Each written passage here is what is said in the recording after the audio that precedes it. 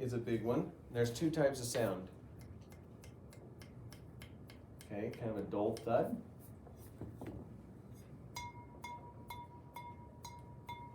Okay, some of your pieces you may not get that sound out of because they are solid, not like thick solid, but just like closed off, or they might be a little bit too fragile to flick.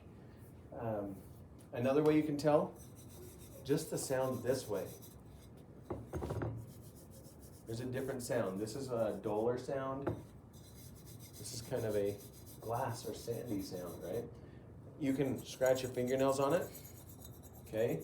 And if it scratches or makes you kind of cringe, that's a good thing for bisque fired. If it just scratches away at the bottom, it's not fired. Okay.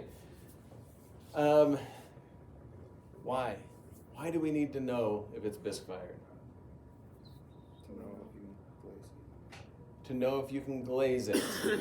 Okay, so let's talk about glaze. Before we talked about paint, we talked about binder and pigment, right? A long time ago. That was when we introduced our underglaze paints, and they're not the same thing, right? So I want to show you something here.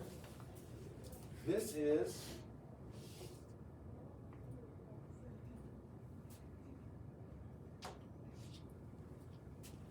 a glaze. This glaze comes out like the bottom of this bowl. Okay, it's kind of a blue-green. Now, I want you to write this down. You need to understand this, and this is what my definition of a glaze. It's a working definition. It's called, and I'll say it a couple of times, materials mixed together, applied appropriately, fired to a specific temperature to get a desired result. So materials mixed together, applied appropriately, fired to a specific temperature to get to the desired result. Okay, there's some other things you can throw in there. Atmosphere. We fire in an electric kiln. This one up here, it says blue-green in oxidation or electric. This goes copper-red if it's in reduction or like a fuel fire. You don't need to worry about that. Materials mixed together, applied appropriately, fired to a specific temperature to give the desired result. Anyone in here like to make cookies? What kind of cookies do you make? Anything. Anything. Pick one. Chocolate chip. Chocolate chip cookie. Good old chocolate chip cookie. We have butter, salt, flour, brown sugar, probably regular sugar, vanilla, probably. Yeah. And then at the end, chocolate. Oh, and baking soda or powder. Which one? I don't know. It's okay. Soda? Okay. And then at the end, you mix in the chocolate chips, right? And you follow that recipe. You mix them up in proportions. You put the chocolate chips, kind of fold them in. You put them on the tray. You heat up your oven to about 325, 350, 375, depending on the recipe. You put them in. You pull them out after about 11 minutes. I've seen them as short as 9, all the way up to like 14. Okay, you pull them out. And the way I eat chocolate chip cookies is this. They sit on the pan for about a minute. You scrape them off, put them on one of those cooling racks for about 3 minutes. Pour yourself a nice glass of whole milk, and then you dunk those suckers. That's how chocolate chip cookies were meant to be eaten.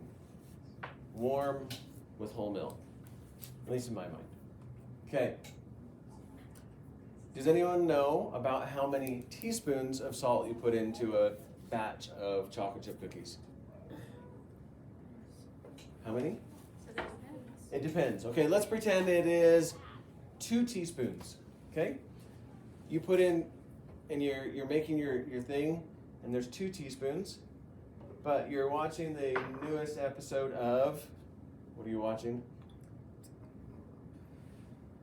My 15-year-old's watching Bones right now. So you're watching Bones. Okay, or Hawaii Five-0, or my 11-year-old watches NCIS New Orleans. So anyway, she's watched it like 3 times, the whole series. Yeah, it's just crazy. Anyways, so you're watching that, and instead of 2 teaspoons, you put in 2 tablespoons. What do your I've done that cookies before. taste like? They taste raunchy. They taste nasty. Okay? You're doing it, and it calls for 2 cups of flour, and you put in 3 cups of flour. What happens? They puff up, right? Butter. Half a cup, you put in a cup. It flattens them out, right? So your materials mix together in the right proportion, and then from there you should put them out in about the right amount. And then you bake them. If you don't fire them or bake them, I say fire it. If you don't fire them long enough, or you fire them too long, there's a problem. And if the desired result is that nice, slightly crispy but soft chocolate chip cookie, so you can dip it in your milk, and you don't follow the recipe, do you get it? No. Okay. Why is that important? We're going to cover that. So here is a recipe. The top part equals 100%, and they do it by 100%, so you can do it in batches of tiny to batches of huge. So you can make a 1 pint recipe, you can make a 5-gallon recipe, all from that. You just have to do the math. 46.16% of that recipe is Kona F4 feldspar, which is a clay. Okay. Silica is probably something that makes sense to you. 16.52%. What is silica? Glass. Okay. Down here are the colors: tin oxide, zinc oxide, black copper oxide. If I were to take those percentages and increase or decrease them, I would get something different than this. Okay? Now, let's look at some glazes. If it is materials mixed together, applied appropriately, fired to specific temperature to get the desired result, let's start with that desired result. What color is that? It's like a, is it on the front? It's like a black. It's like a black green. Okay? What color is that? Orange. Okay. What color is that? Tan. Yeah, it should look. Kind of a yellow. It's also a celadon, which means it's translucent. What color is that? Red. Orange. Okay. What color is that on that label? Blue? What color is that? Orange, red. Orange red. Crap. Green. Orange, red. Brown. Orange, red. Look at that. Is there a single that's not red? I narrowed that one. Whoa. It's red. This one's pretty close. Oh, yeah. Okay. Let's do another one. We already had a green that's red. This is kind of a green that's gray. Okay. And so what they've done is there are scientists who take base glazes, and it's just a base glaze, and then they start adding materials in different percentages, and they keep these records, and they go to get this recipe. They probably had one that had zinc oxide at 5% and at 3%, and then they kind of honed in on that middle one. Now, why is it important to know what your glaze is supposed to look like, not what it does look like? So when you fire it, it be a completely different color, like the exact opposite. Yeah, if you show up and you go, I can't find my piece, and I go, what color did you glaze? Well, I glazed it red. Was that the color it's supposed to be, or the color it went on? Because I have a almost black green, I have a translucent yellow, I have a blue, I have a green, I have a brown. Okay, and you've just got to have faith that the color is going to come out right. That the guys who mixed this up did it right. Now, just a real quick here, apply 3 coats. So, materials mixed together, we would shake this up, and then we would apply 3 coats. 3 coats. This one says 3 or 4 coats. That's an odd one. Very few of them say 4 coats. This one says 3 coats. And this one says 3 coats. So you apply it appropriately. Then I'll fire it to cone 5, 6. Okay? And it should come out like that. So if you have a piece of pottery, you put on 3 coats, I fire it correctly, it should come out like that, right? Okay. Now, we're not getting into the colored ones yet. We're going to talk about clear glaze first. How many of you put underglaze onto your sculptural piece? Hopefully almost all of you did, because that was one of the assignments, right, or requirements. Yeah. So you put it on, and I'm going to hold up a piece from this class. What are we in? We're in B3 right now? Yeah. Whose is that? Nice, look at that. Okay, are those the colors you picked? What colors are they supposed to be? Green and burgundy. Burgundy. That's not really burgundy. Yeah, That's like pink. Okay, so what's going to make that, because it's a little darker green than that, right? What's going to make that the way it's supposed to look? Clear glaze and a hotter firing. Okay, so we're going to learn about that today. So over here we have our glazes that are dipping. Now, how many coats did most of those say to do for paint on? 3 coats, correct? Okay. Up here, it is 1 pour or 1 dip in less than 3 seconds.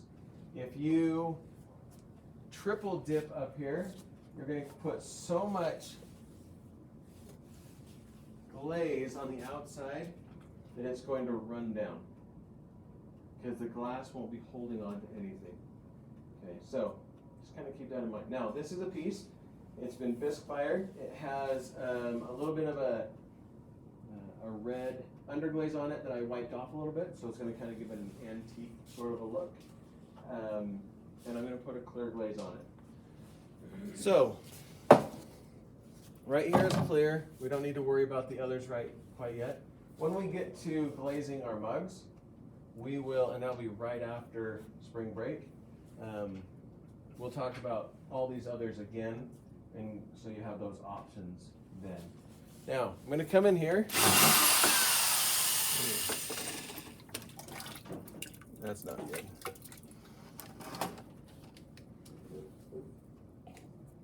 I'll use this one. Okay, I'm going to come in here. If you have never used a drill, it's about time you did. When we use it, we are not going to start it and then put it in. If you do that, it will put glaze everywhere. You're going to put it in and then start it.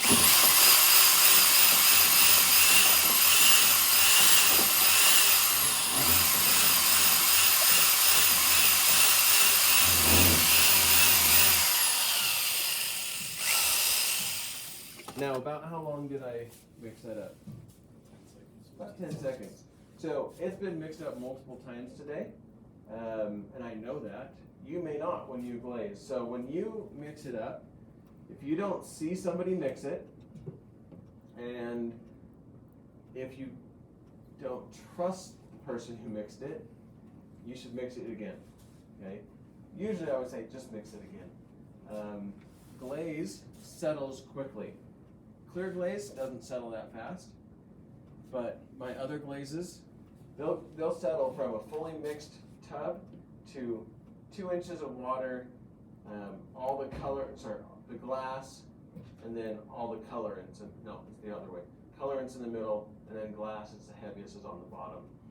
And if you don't mix that up completely, you won't get your desired result. Okay? So we'll just kind of go from there. Now, the 2 ways we're going to talk about glazing today: dipping and pouring. Again, every one of your projects is going to take on its own way of doing this. And when we get there, if you're a little apprehensive, just go right ahead and talk to me about it. We'll figure it out. So, dipping. Mine's a bottle. Okay, I'm going to pour on the inside in a second. But I'm going to dip on the bottom. And then pull that out. How long was that in there? 3 seconds. Yeah, like less than 3 seconds. It's a pretty quick dip. So, well, I'll show you up here. Do you see that line at the top, how it's whiter? Whiter.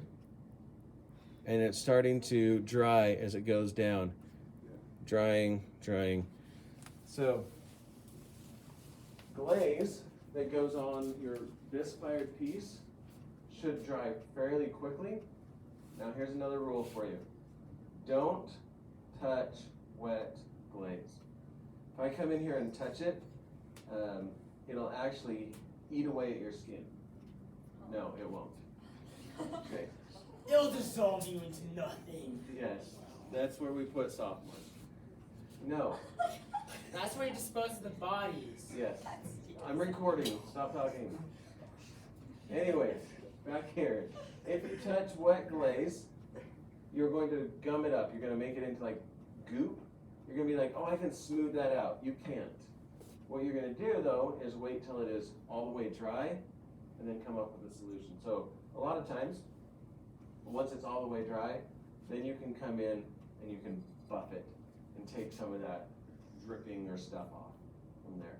If you don't know, come ask me. Now, see how dry that looks? Little area that's not dry yet. So back to this, where did the water go? In or out? In.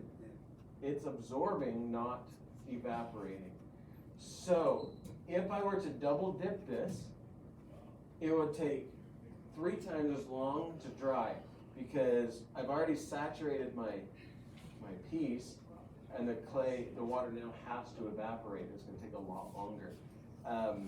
And what that does, and why one dip is the required amount, if I double dip it, it's now sitting way out here, and when it melts, it's going to run down because there's nothing actually holding it in place. There's binders that help our glaze adhere to our bisque. Okay? All right. There are some places and there are some classes that they spend like 3 weeks just talking about glaze chemistry. We're not going to do that. I'm not too worried about it. They also mix their own glazes. We don't. Okay, now I'm going to pour on the top. But before I do that, I'm going to clean off the bottom. The bottom of all your pieces, anything that's going to touch the table is going to touch my kiln shelf. And if it touches my kiln shelf, it has to be cleaned off. So we get a sponge and we wipe this down. No one's going to watch it at home anyways. Just kidding. I have another one I'm putting out. Okay, this is a good one. You see how there's that red stain on there? So you can see the difference between the white and the red. You're not always going to be able to see the difference. But it's really important that you get that completely cleaned off. And then you wipe up the edge a little bit so that when you set it down, you can see a line of your clay all the way around. Because we don't want the glaze, when it melts, it will swell a little bit. And that could go down and stick to my shelf. And it looks like this. These little dark spots, those are people's glaze. There. Okay. You see that piece? Oops. You see that piece right there? That's a piece of somebody's work that stayed. So their work no longer is full. And that's a pretty mild one. Sometimes we get big chunks. So you got to make sure it's cleaned off. Okay, I'm going to pour in here and then pour out. So I'm just going to use this cup. I was going to use this one, but it got dirty and I don't want to go wash it. We'll go wash it in a minute. So I'm going to come in here. If it's been too long, stir it up again. Clear glaze I'm not too worried about. And if you can see this, I'm just going to pour in.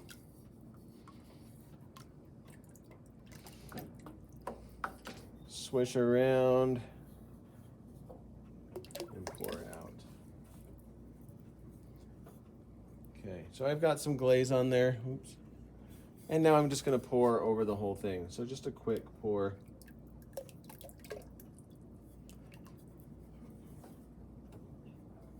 So this is an example of something I want you to pay attention to. I've missed some spots right inside there, right on the outside here. Now as beginners, you're going to go, I'm just going to pour again, or I'm just going to dip again, okay? And if we do that, what happens? Say that loud. There is more water, but it's the glaze that we're worried about. So we're overloading the glaze. Now, I do want you to see, do you see how long that's taking to dry? Even up on top where there wasn't glaze? Anyone want to guess why it's taking longer? More butter. Because the water soaked in and then moved up. So there was more water content even where it wasn't touching. So we've got to be kind of mindful. So, see all that stuff that's not covered? Yeah. So our brain's going to go, just pour it again. And as a beginner, you're going to pour everything, and that's going to be a problem. So you could come in and just pour on those spots. You could get a paintbrush and paint on them, and that's what I'm going to do. Or a sponge. So let's grab this paintbrush. So I'm just going to come right here and just hit that pretty quickly until it looks about like the other stuff.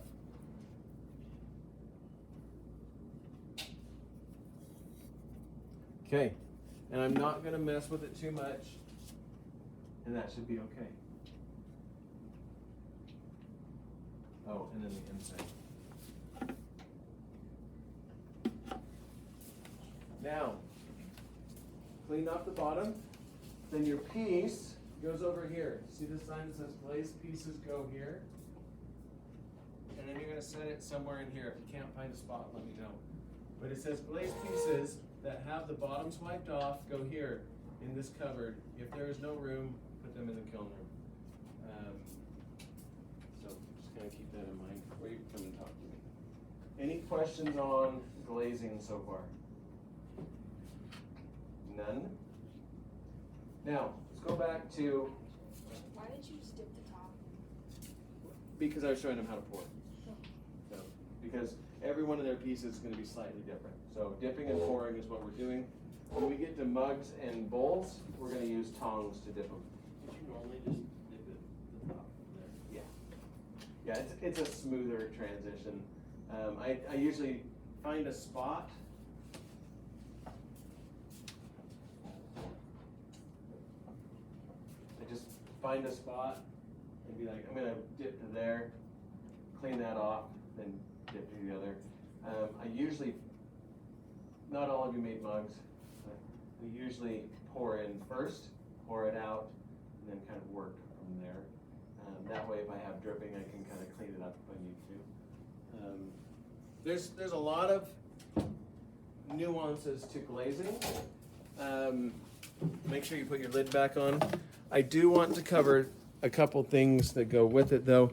One is the first reason I buy a glaze for this class is stability. So a glaze that's stable. Second is looks. Third, there is no third. Actually, there is. What it does, like breaking, which is something we'll talk about later. But stability is so important. And why I do that, as beginners, you're going to mess up. You're going to put on glaze that's just a little too thick. And I've gotten glazes that will be okay.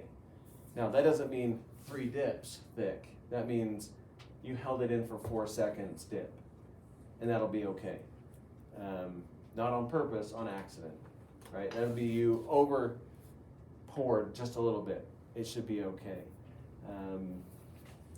Because I want your projects to survive. That's my goal. Okay. I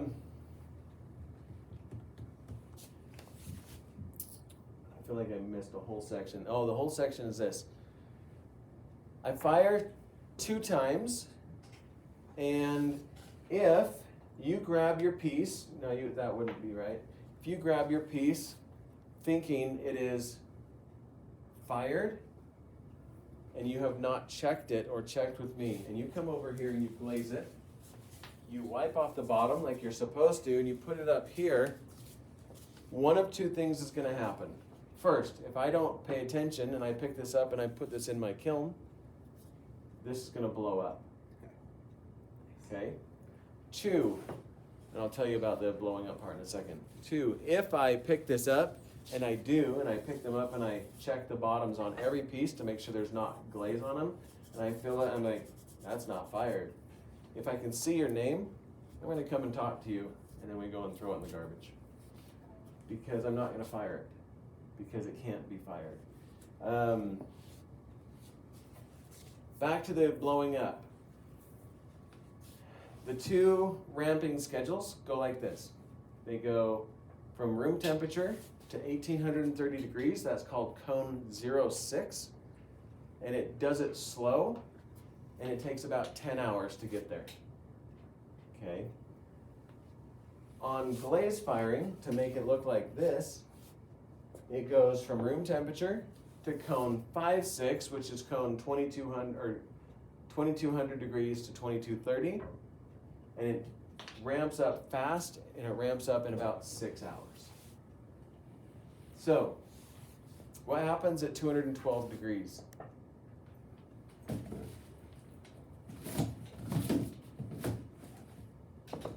Nobody knows?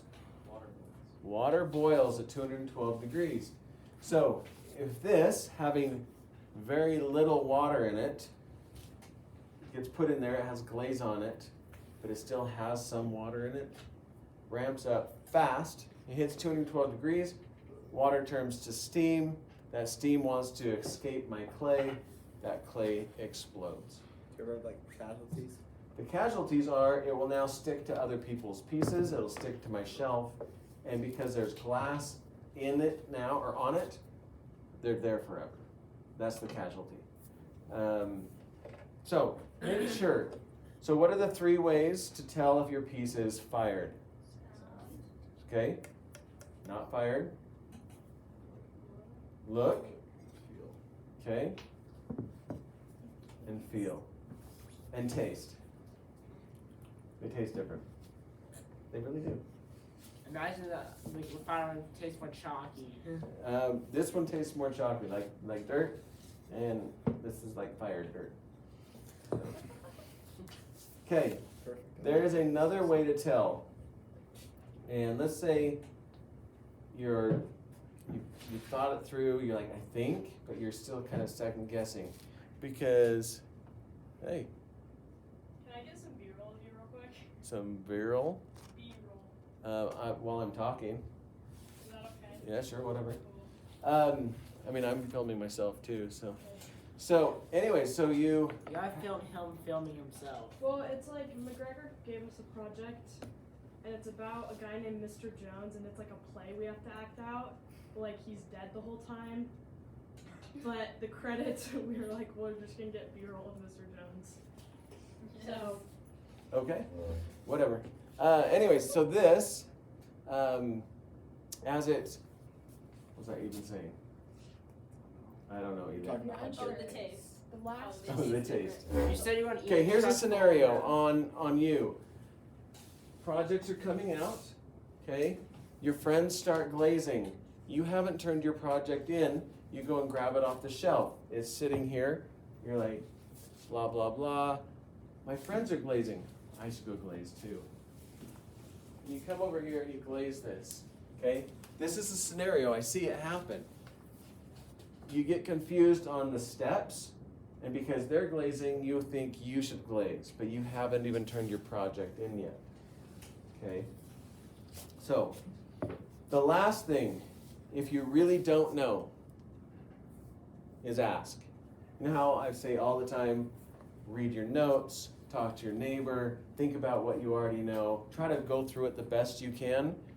If you really don't know, please ask, because there are bad things that happen. It sticks, it blows up, okay, all of those things.